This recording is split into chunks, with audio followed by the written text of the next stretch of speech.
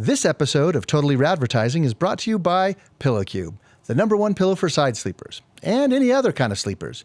Get yours at pillowcube.com. Every week on the Totally Radvertising Podcast, we meet with founders, CEOs, writers, and directors to talk about the creative choices that have made the biggest impact on their brands. And this isn't just any podcast because it's Totally Radvertising. I'm Dallin Koski. And I'm Damian and Dallin. It's Totally Radvertising. Welcome to the Totally Radvertising Podcast, where we talk about the difference that great creative can make to you and your business. I'm your host, Damian Dayton, and I'm joined by my co-host, Dallin Koski. Yep, Dallin Koski, here I am. And we were very lucky to have our guest today, Jay Davis, who is the founder and CEO of PillowCube, StairSlide, Boulder Play, and Cold Case Ice Cream. And in the interest of full disclosure, he's also the founder of Creatively. Yeah. Jay, you're a entrepreneur at heart. So this is the exercise we're going to try out. Okay. I sent you guys a commercial. We'll play a few seconds of it.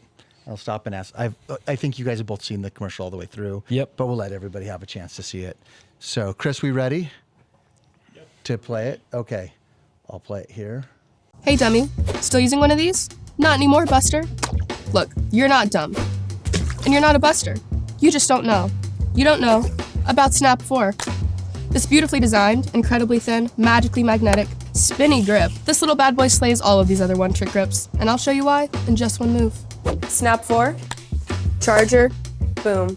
You can charge straight through it. Yep, that's a f***ing bomb. You're never gonna have to take this. All right, we'll just stop it right there. That's plenty. But what do you guys think about this ad?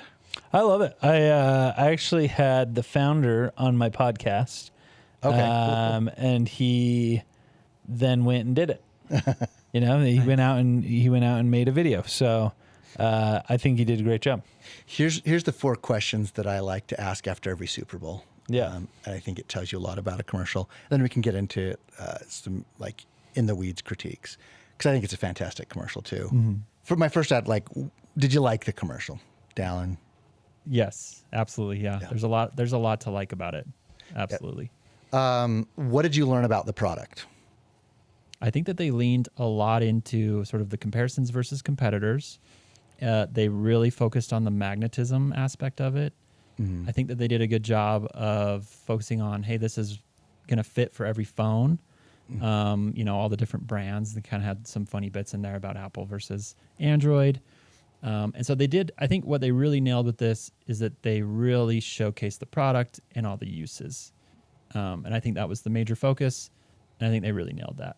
Yeah. The only reason I didn't buy it right away is because I've got a thread case on it, which has a wallet built in on the back, so it wouldn't fit on there. Mm-hmm. But I'm kind of like, maybe I need to switch my case because I like that it's thin. In their first 15 seconds, their hook is really Hey good. Dummy. Hey Dummy is really good, yeah. It's a great hook. And I think we talk about hooks all the time, and sometimes people wanted, like, we have cars crashing into stuff, like a really big hook. Mm-hmm. But sometimes a hook can be more of a hey, and it's just Hey Dummy.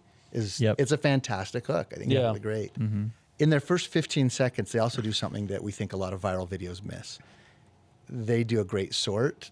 They tell you what the product is, and it's top 3 features before you hit the 15-second mark. And internally at Creatively, we call that the pay gate, because if you do skippable commercials, you don't pay for people that don't make it past that mark. So in their first 15 seconds, they grabbed my attention. They point out their competitor, and they talk about how it's thin, it's magnetic, and it's spinny. Mm-hmm. And so if I skip that commercial, I still get a positive brand impression. Yeah, they mentioned the brand too. And they mentioned the brand and the other. So that's my 4th question that I always ask people, and they tell me, like, oh, I love this commercial about this. I'm like, do you remember who it was for? So do you remember the brand's name? Honestly, no. And I've seen it now, and we're talking about it, and I still don't know. All I'm thinking is PopSocket, which I think they're a direct competitor of.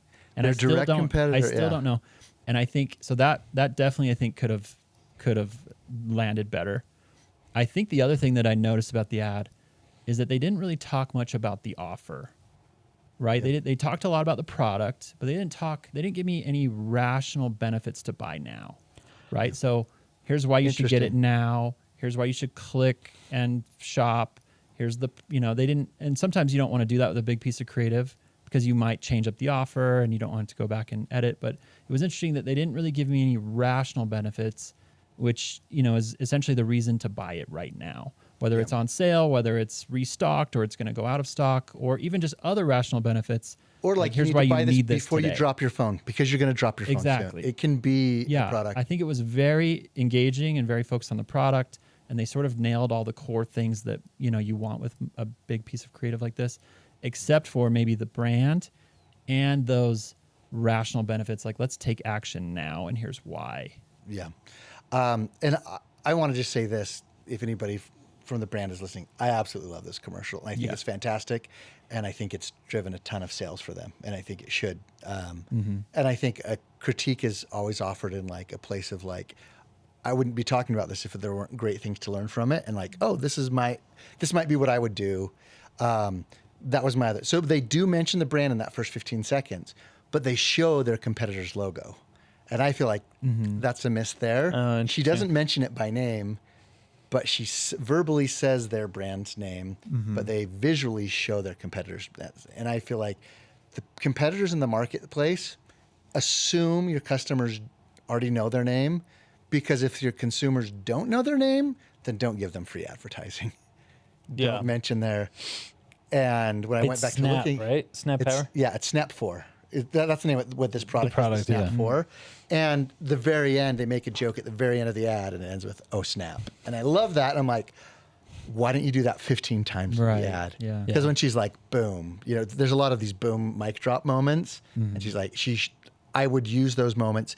Then at about 2 minutes after they talk about the metallic and the magnet, she talks about how durable it is, and she starts mentioning the brand a whole bunch of times. So if I were to make a middle funnel ad for them, I would recommend cutting in at that 2 minute mark where she mentions the brand a whole bunch of times, so that you're like, oh, I've seen this ad before, it's funny. But we also know from retention curve, less than 50% of their first second viewers have watched it all the way to the end. So that's all fresh material for them. Yeah. And I think that would be a great thing. So that was one of my notes for them. I also feel like one of the things that is so great about this is that the scenes sort of change so much, and there's so one of the parts that stands out to me is when they're on the golf course and there's the knight in full armor and she sticks it to him while he's hitting. And I feel like when you do things like that, it allows you to break up so many cut downs and other pieces of creative for the middle and bottom of the funnel. Like you could just have a static image of the knight with the thing, with the phone stuck to him, and it could all be about the magnetism of it, and then you have your offer in there as well. So there's a lot of potential for that. Yeah, I think I counted they have 4 distinct locations in that shoot, but they don't just go to one at a time. By revisiting, it feels like they're going to 20 different places. Yeah. And one thing a lot of the ad reps tell us is you need to have more 15-second ads. You notice they're cutting every 4 or 5 seconds. Most UGC is cutting every 2 seconds, but it makes you feel like if people have a short attention span, you just need to serve them up something different every 5 seconds instead of making just a short commercial. Right. And by simply changing her wardrobe and changing their location, a lot of times it mixes that up. It makes that feel fun. It makes it feel like I've heard all the sales points, but let's see where else this is going. Yeah. Where else are you going to go? Oh, there's a knight in armor. And that always gets a big laugh. I also really love, and I think this is a tactical great thing that they did, when she talks about magnetism, and she didn't specifically say it will stick to this. She was like, you can stick it to office stuff, bedroom stuff. By leaving it general but specific, I know that seems oxymoronic, but by being general and specific, it lets you fill in the gaps of oh yeah, I might use it here. I might use it there without saying it will stick to your fridge. Yeah. It's you can stick it in kitchen places. You can stick it. And I love the way that they did that piece right there. I thought that was super effective. Yeah, I think that they, it looks like on YouTube, it's got about 1 million views. Under that, maybe 750,000 views, but they're probably getting most of their success from Meta. These days. So I bet they have, if not 10 times more views there. And the other things, they don't have a call to action. The commercial is 3 minutes and 26 seconds. We know that, a lot of Meta platforms want a 2-minute version as well. We still have a lot of long versions, but they only have the one call to action. Like, get yours today. Doesn't drive me to a specific website. They don't mention their website. Yeah. I kind of feel like they had like sold me. I'm like, oh, I mean, what do I do next? Damien, to your point, I probably wouldn't be able to use it with my current case on my phone, but I was like, okay, you know. And I think if they had, you know, like I'm in the video, it's 3 minutes, whatever it is, I'm sold. Like, just give me a reason to buy it right now, instead of, you know, picking up the phone or going on to my next meeting or doing whatever I'm doing in my day. You know, I think that was the sort of miss for me on it. Especially because you already established the hey dummy, like, hey dummy, you're not a dummy, but you are if you don't buy this today, because you're going to drop your phone next. Like, give me, and it doesn't have to be a 15% off now. At the bottom of the funnel can do that, but you can give me a reason to buy, and you can call them to action. I mean, like I said, in the first minute, they've sold all their major features.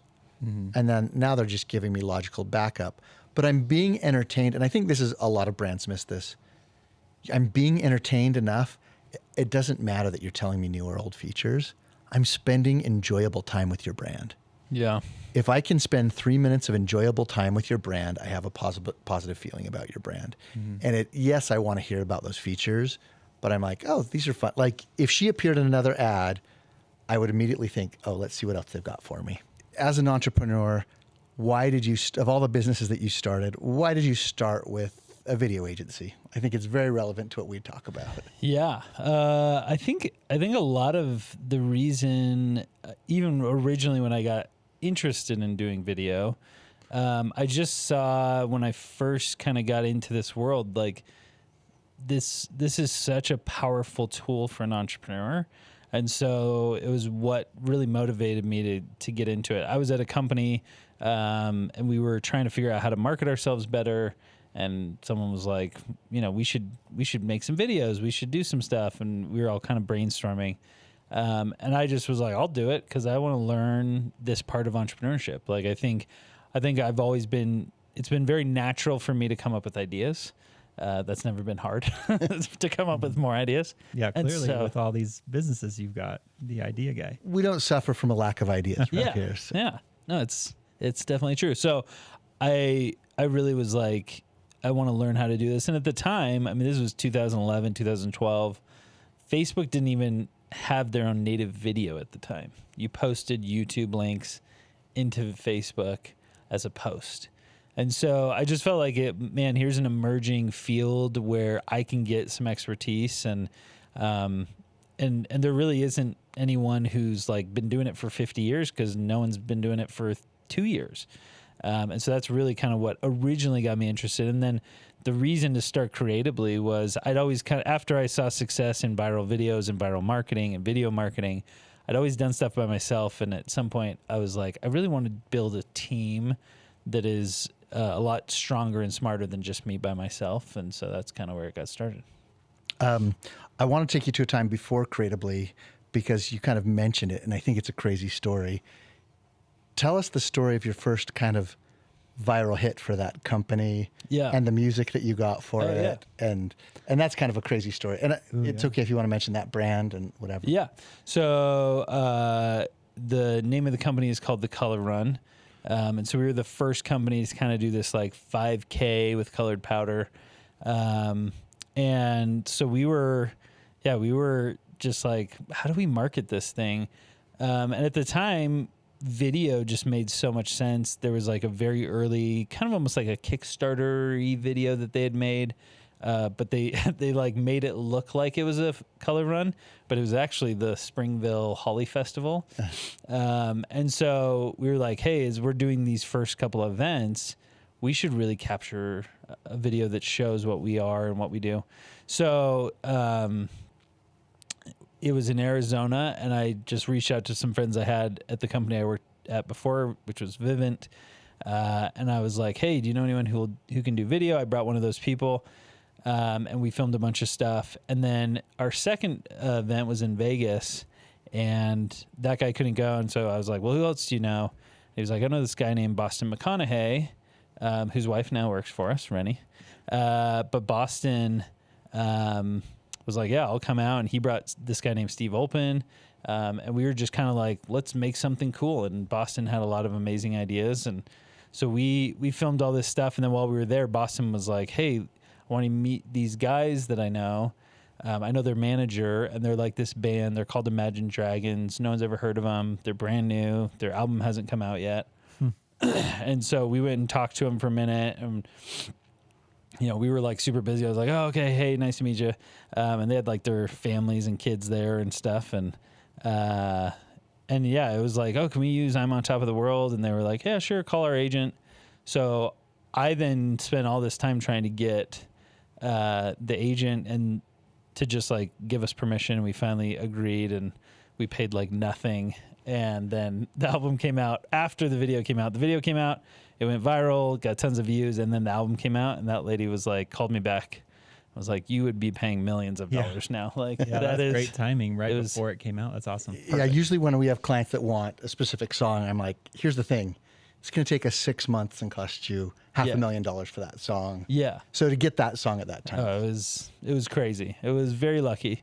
So yeah, and we just saw that, like, I think a big learning for me with Color Run was it showed we could tell people, and usually when I would tell people the idea, even now when I tell people the idea, they're like, that sounds kind of, I don't know, like that doesn't sound that fun.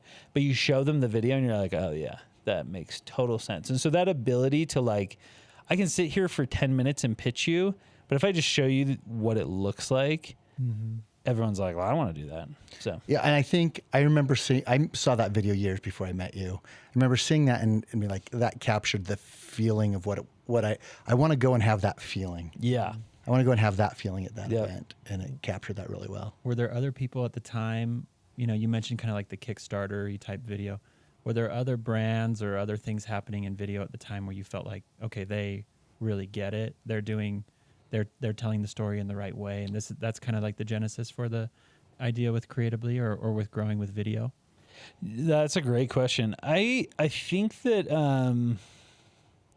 at the time it was much more driven by like, oh, this influencer is doing cool stuff, and then at times they're kind of tying in the company. But I personally felt like they're not doing a very good job of pulling in the company. And so it's like not super easy to make that connection. So I think a lot of the influencers of that day would do stuff and they're like, this is sponsored by, Voo-Ray or Ray. Yeah. I don't know if that was like the Devin Supertramp videos that first went big, and he'd place the product in it, but it was just a fun stunt. It was a fun video. And like I think Devin was like a huge inspiration, and to Devin's credit, like, I mean, that was like such Wild West territory. Like no one knew, how do you do a brand integration with an influencer? I mean, this is way before. It wasn't even influencers, really. Oh yeah. The concept.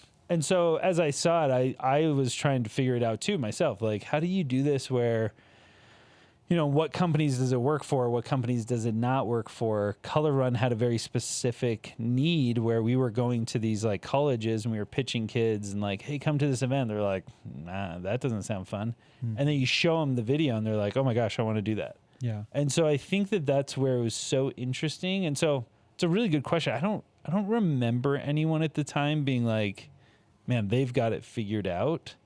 I mean, this is like like Dollar Shave Club, Poopery. Right.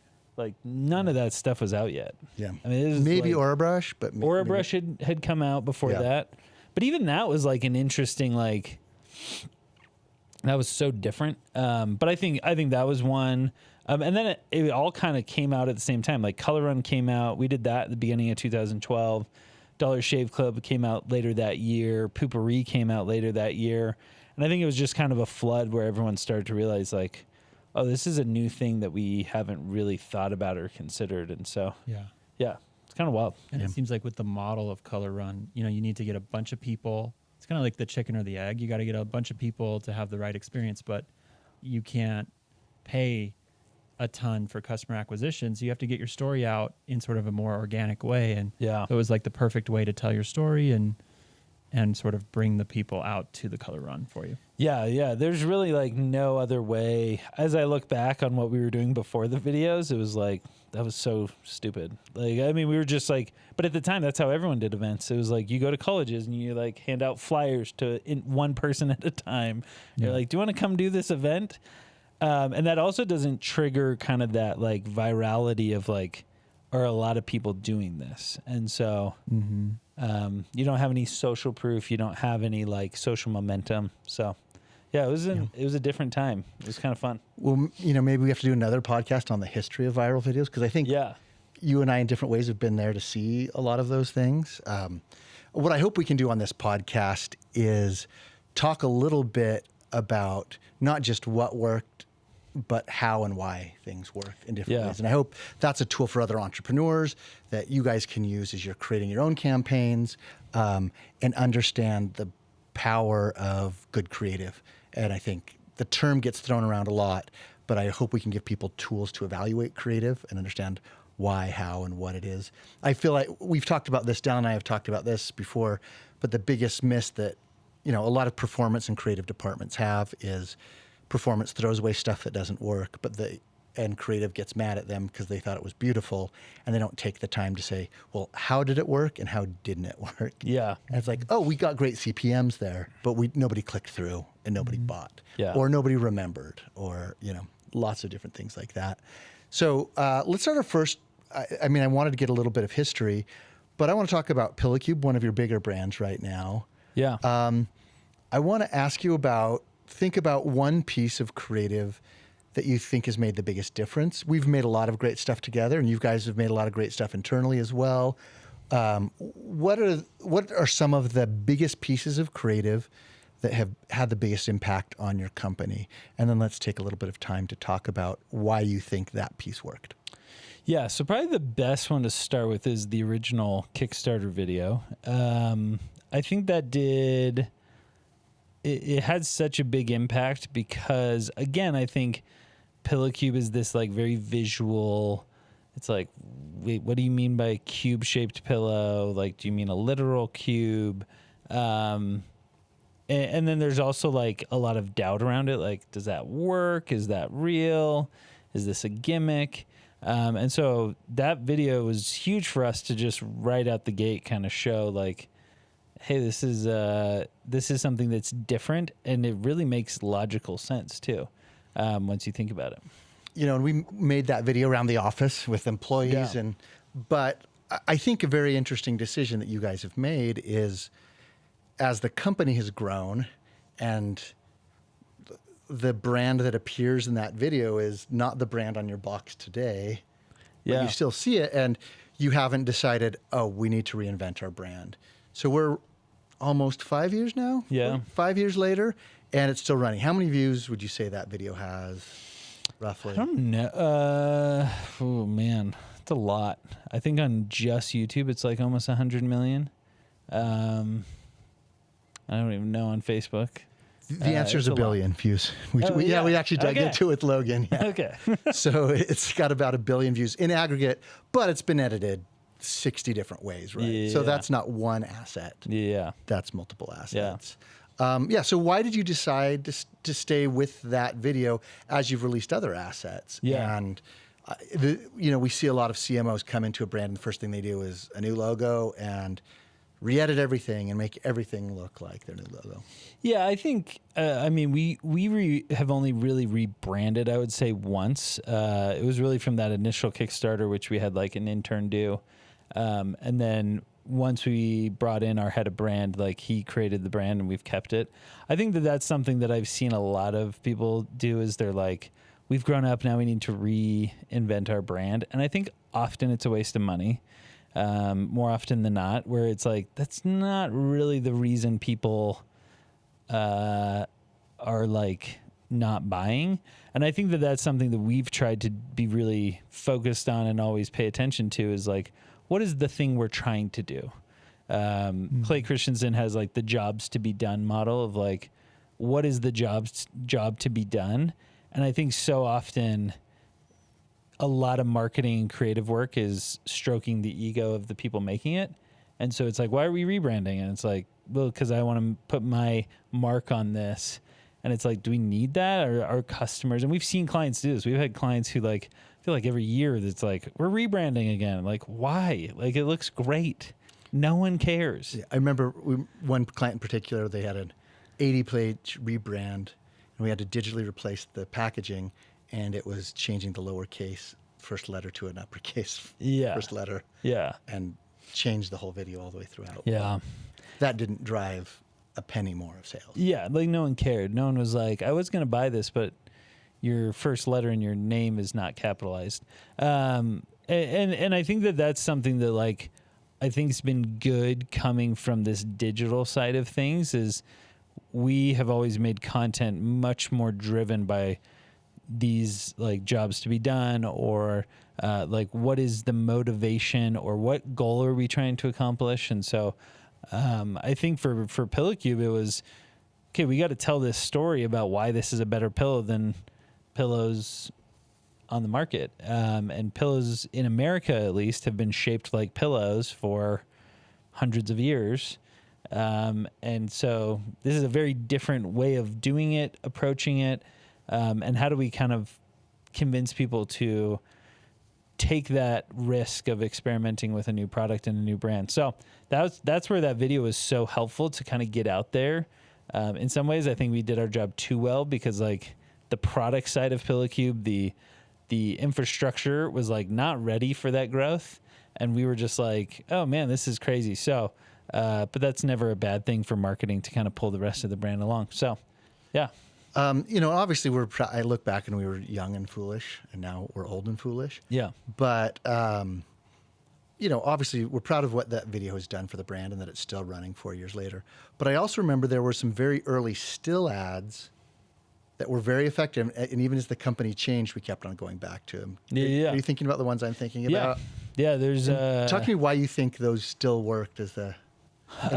describe one of them for me. Yeah, like so one of them was like the square box, I think, sitting on top of the pillow. Yeah, that's the one that I was thinking about. Yeah. Yeah, I think a lot of times people kind of forget that, like, again, what is the goal of the ad? It's like, one is get people to stop scrolling and pay attention. And so I think that's what's hard for marketers, and that's like what we constantly have to remind ourselves is like we are trying to grab attention, and so do things that stand out. I've had so many conversations where people have called me and been like, I think you'd do better if like you just toned everything down. Like if you were just like more like Pillow Cube's too kind of weird and out there, and it's pinks and purples, and you have a cat on your website and all this stuff. And it's funny that I'm always like, yeah, but like if I just look like everybody else, how does that help? And so I think for marketing, it's always looking at that ad and like, what are we trying to do with this? What is the goal? Is it to stop someone from scrolling? Is it to explain our product? Is it to launch, like, hey, we're in a ton of stores now. Like you should go there and buy one. So I think that's the thing that I always think about. And I think a lot of those early static ads just grabbed people's attention because they're like, what is this weird shaped pillow? I have a quick question for you, Jay. So one of the big topics kind of happening right now in our space is that everybody knows the power of creative, and that's a big focus. And I think that's been largely driven by Pillow Cube and Creatively and kind of this whole... But so people see the power of creative, and we know that all the ad platforms, that's the number one thing that everybody's focused on. But with your brands and with Pillow Cube, how do you think about balancing the cost of creative into your marketing plan? Because I think right now the cost, there's so many different ways to do creative and produce those assets to perform. And, for a while it was about how to measure the performance of the creative. And now it's sort of like, okay, we see the power, but how much are we supposed to invest relative to our ad spend and where we want to go? How do you guys think about that? Yeah, I think like my big thing is always looking at, I think there's a couple things. So one thing is, what are you wanting this to do?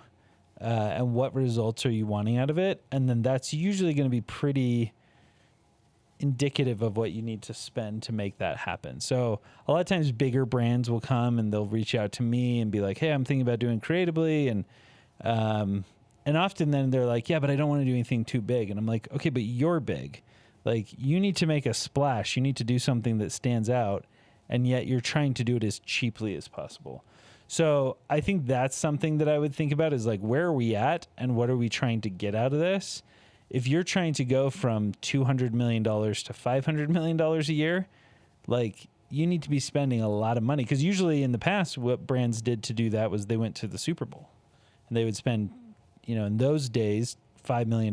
Now it's, I think the average Super Bowl ad with creative costs $21 million. And so I think that's a lot of times what brands need to be asking is like, what level are we trying to reach? And just be realistic. Like if you're trying to go from 10 million to 20, like a $3,000 video is probably not going to cut it. That's probably not going to happen. And so I think that's a piece. And then really thinking about like what is beyond just, what are we trying to get it to do from revenue? Like, what are the other things that we really need this ad to do? Do we need to convince people that our product is like solving a certain problem? Do we need to convince people like, hey, it's now available everywhere? So I think that is something that as I've worked it creatively and have been involved in these campaigns, it's always the hardest thing to help people understand of like, okay, if you're wanting to jump 100 million, like you're going to probably need to spend a couple $1 million to make that happen. And I think that is one of the things that we as a community need to think about is, we've done a lot of day-to-day marketing is what I always describe it as, but we need to do big campaign marketing again. We need to get back to like the days when it was like a campaign could change the trajectory of a company.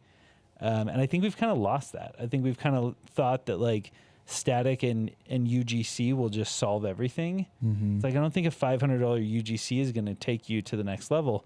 But you look back at the great campaigns, for Nike, for Apple, for Amazon, they were not cheap. I was going to say, I think we've come to a point where everybody's using UGC or inexpensive stuff, and they're testing all the time. And I think that's really valuable. I think you should be spending a lot on testing. But that testing should help you arrive at a conclusion that helps you grow. Yeah. You eventually have to use that knowledge, but I don't think you can test your way into success, like running those tests and then something becomes hugely successful, because we found that one of the variables that matters a lot is how much you spend on a piece of creative. Not just creating it, but pushing it out there. And a lot of people like, well, we'll test this, and if it's valuable, if it works, then we'll put a lot of money. Like, but that's one of the variables. Yeah. Getting it to that tipping point, getting it to the first million viewers is going to help tip it over. Yeah. What would you maybe say to somebody that they invest a significant amount into a piece of creative, they launch it in their ads manager, and after 2 weeks they're going, hey, this isn't performing as well as the other assets in our account. Like, how do you sort of measure these big campaigns? Because sometimes you don't see the one-to-one correlation if you're just looking at ROAS, but you might be able to say, hey, this is helping us over here on Amazon. This is boosting the whole MER of our business across all of our different accounts.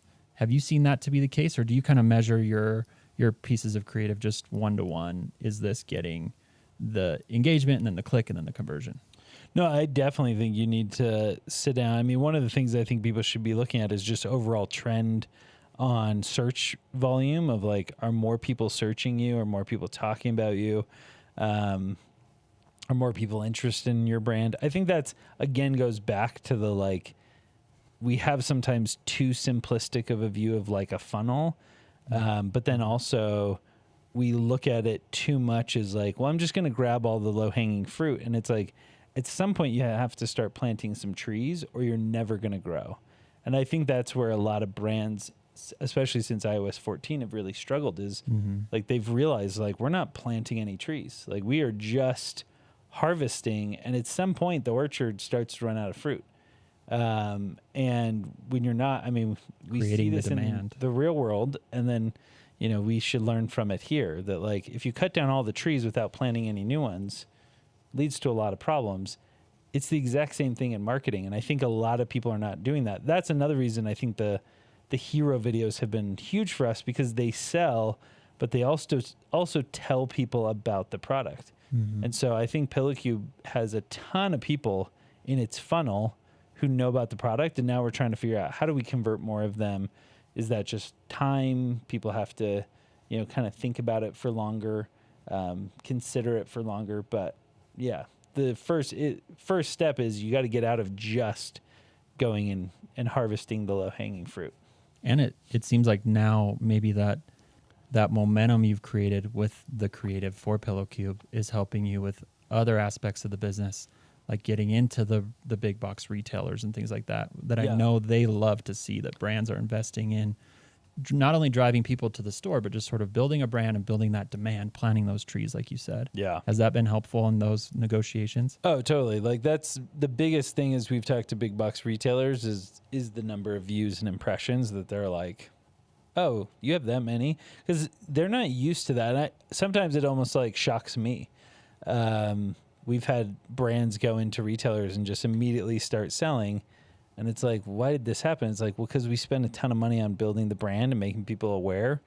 And that's a huge asset where we don't have to kind of wonder, like, well, why is it doing so well? Well, when you get all these tons and tons of views and then all these influencers talk about it and a lot of momentum behind the brand, like, of course it's going to sell.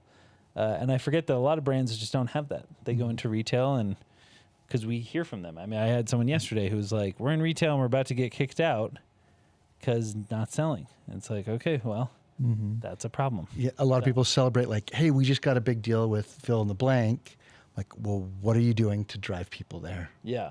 What are you doing? And I remember, I think the first retail discussions we had with Pillow Cube were retailers reaching out to us because customers were already searching for the product. Yeah. They're like, hey, you're one of the top searched product on our website. Yeah.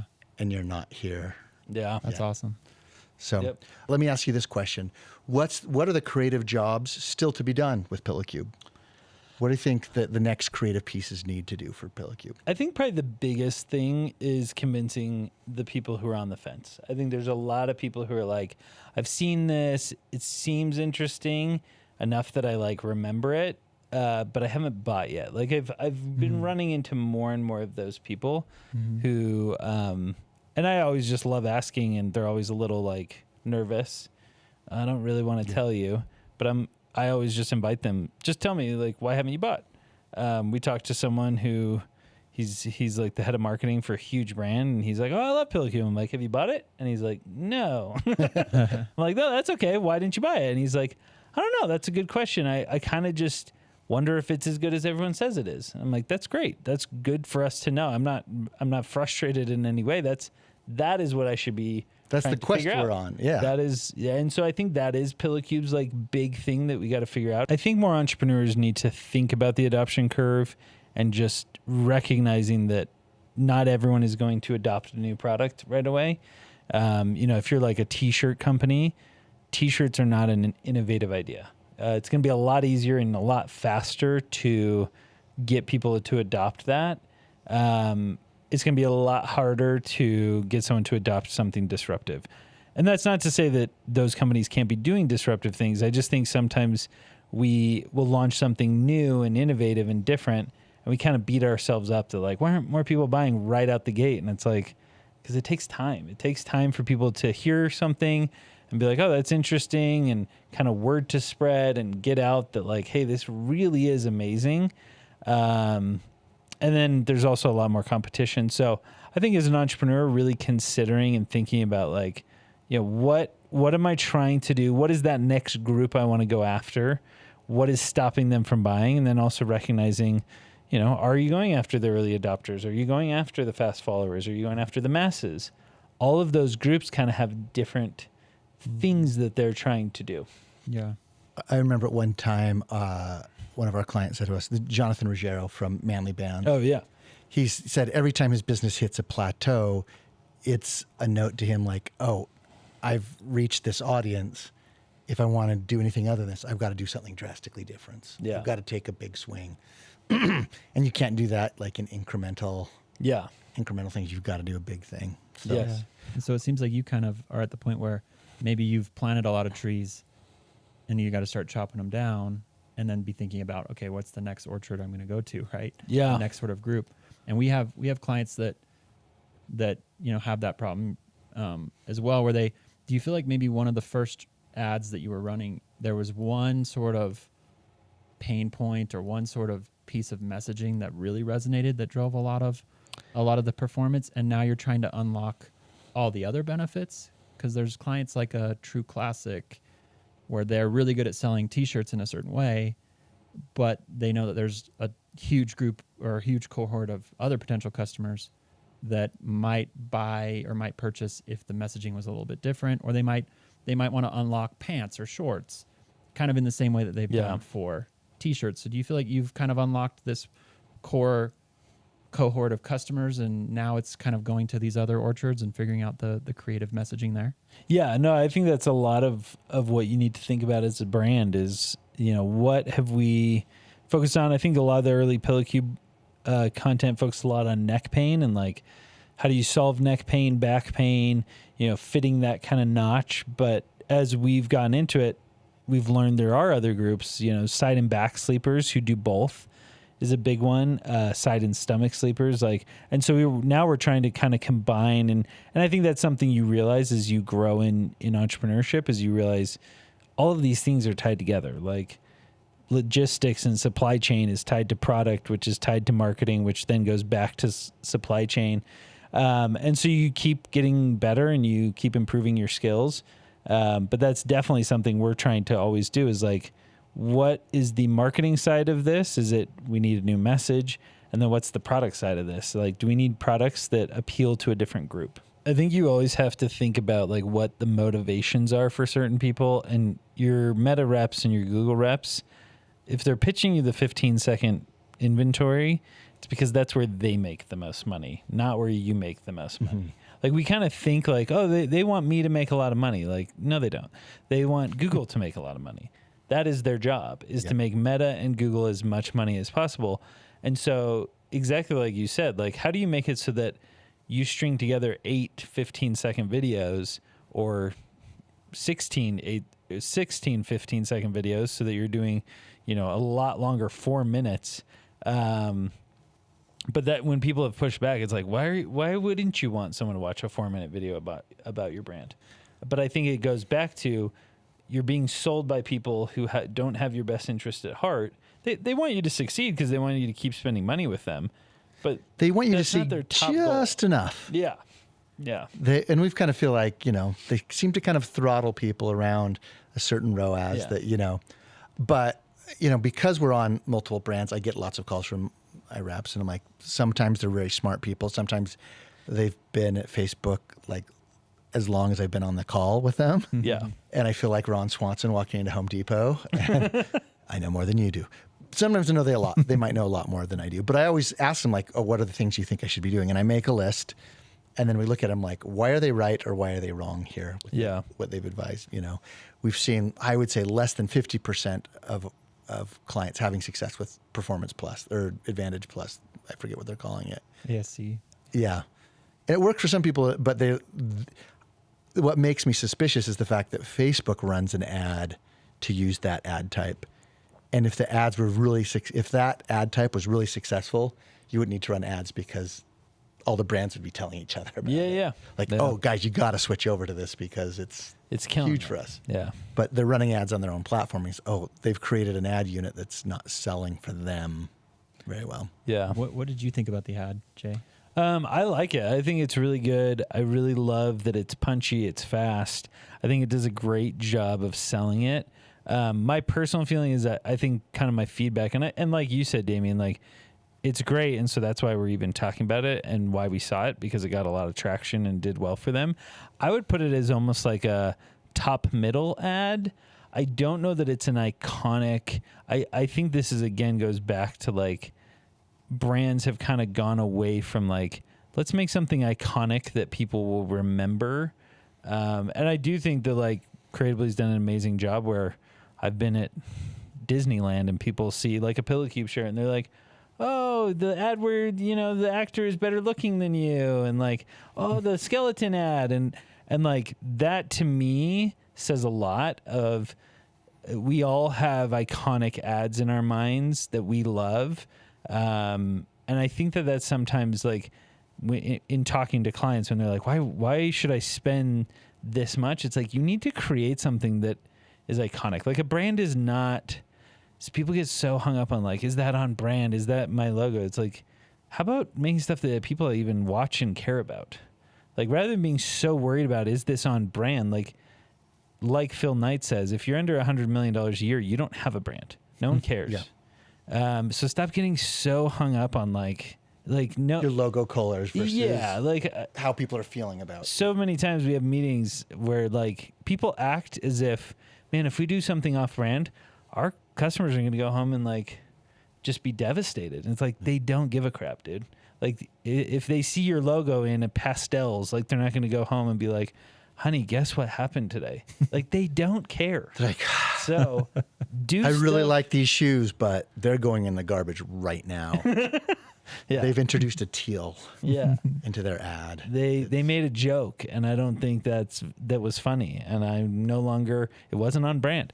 Like that is the epitome of drinking the Kool-Aid that like no one cares about. No customers are worried whether you're on brand. What they are worried about is whether your product solves their problem and doing marketing that makes them pay attention. And so many brands are just so worried that they don't do anything noticeable. They don't do anything that stands out. And so it's like, great job. You are so on brand that no one cares. Well, I would say this, though, at least for this brand, this spot feels like very good for where that brand was when they created it. And I actually don't think that I think they did a great job of doing something that stands out. And my kind of recommendation would be like, the next one, go further. Yeah, they're going to need to do that. Will bigger. Get them to a certain place, and you can't do the same thing again and get to the next place. Yeah. You're going to have to do the next thing. Yeah. Do you know roughly, do you have any idea what size they were in terms of, business size, or what stage they were in when they launched this ad? I think they were, I can't remember. Like, I think that they were probably in that, like, I honestly don't know.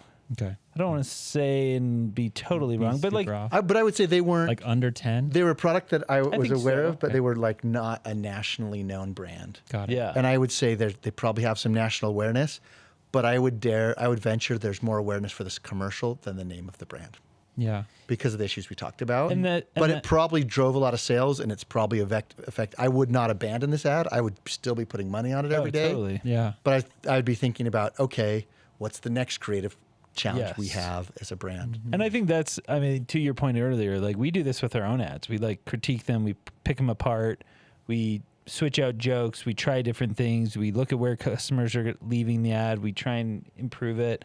And I think that is where, like you said, like, okay, now you've got this ad that like is selling people. It does so much better of telling people what your product does. It does a really great job of showing, hey, we're a legit competitors to some of these other ones, and we have a better product. Like We do things that the other product doesn't do. Yes, we solve a lot of problems that they don't. And so, like you said, I think now it's like, okay, we got there. Now how do we push the envelope again? Because I think that is usually the hesitation people have. Like, is this going to work? Is this going to It's a bet, be right? successful? Every piece of creative is kind of a bet. Yep. And so along those lines, when do you've done this so many times, and you've seen so many brands do it and see success with it, but at the end of the day, every piece of creative is a bet. When would you suggest that a founder start to think about this big campaign moment, like a Creatively video? At what sort of stage in their business? Because we see people that are startups, and then we see really, really big brands that are trying to sort of reach that next plateau and everything in between. When does it sort of make sense for you to place that bet on a Creatively style video? Yeah, I think it's like at that point, again, I think it kind of goes back to what I was saying earlier a little bit of like, whether you want to compare it to like sports or betting, if you want to win $1 million, you don't go play the penny slots. And I think too many brands, that's what they're doing. They're just playing the penny slots all day, and then like, why aren't we winning $1 million? And it's like, well, you're playing the penny slots. Like, you're never going to win $1 million. You're still gambling, but just small amounts. Yeah. And so at some point it's like, oh, if you want to win $1 million, you got to go play the $1 million blackjack table and play with the big boys. So I think that at that point we were like, man, we really want to go to that next level. Like if you want to go from 10 to 20, it's like, okay, well, the people doing 20 are not afraid to kind of put the chips all to the center of the table and and really take a big bet. The people going from 50 to 100 are willing to put the chips in the middle of the table. So I think and they're not trusting their brand. I'm sorry for interrupting. No, they're not trusting their brand to somebody in their sweats though. Yeah. When they spend a lot of money, they're like, well, we don't want to spend that much money, but we're going to give money to a guy in his sweats. Or a cute girl in her sweats in a living room and trust our brand to her. And not control that messaging. I think this is again where huge brand growth has come from. Really, I mean, this is why creatives and advertisers and marketers are good at their jobs, is they've been able to condense things into a couple phrases or a sentence that everyone remembers. And so I think we can all think of those ads that were like, oh yeah, that was the ad that made me buy my first iPod or my first pair of Nikes, or, sign up for Amazon Prime. Like whatever it is, like that is important. And we've now almost been like, I think a lot of this came from Facebook advertising, and I've seen that grow up from 2010 when it was so new. You're boosting posts. And now we've kind of gone too far down this road of the algorithm will just figure it all out. And now in the last 2 years, everyone's like, wait a second, what you tell people matters. Like what you show people, how you represent your brand does have an impact on whether someone buys or doesn't buy. So now we're kind of swinging that pendulum back, and now everyone's realizing creative is important, messaging is important, the way you position your product is important. And an influencer doing a UGC is not going to understand that. They don't understand how to do positioning. If they did, they'd be a marketer doing marketing. We like to say that you get 9 things happen in a Creatively video, and a UGC does 2 of those things. You get demonstration, you get social proof. Yeah. And that's powerful in marketing, but that's just one facet. Yeah. Well, I think our time's running to a close, guys. So I want to thank everybody for joining. If you have ads that you want us to include on the podcast, send an email to ads@totallyradvertising.com or join our Facebook group, Totally Radvertising. And where can they find you if they want to reach out to you? Probably the best place is just LinkedIn. So linkedin.com/J Nelson Davis. Thank you so much for joining us, and we'll talk next time on Totally Radvertising. It's